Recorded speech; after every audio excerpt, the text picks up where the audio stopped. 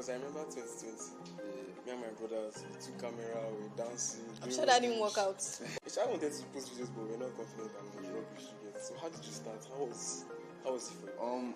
Funny enough, like my school, secondary school, they used to do this thing whereby during the holidays, they used to give us holiday assignments.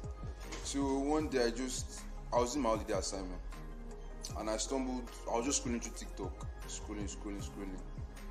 It was like literally out to just boredom. I just said, all these things that I do, I feel like I can do it too.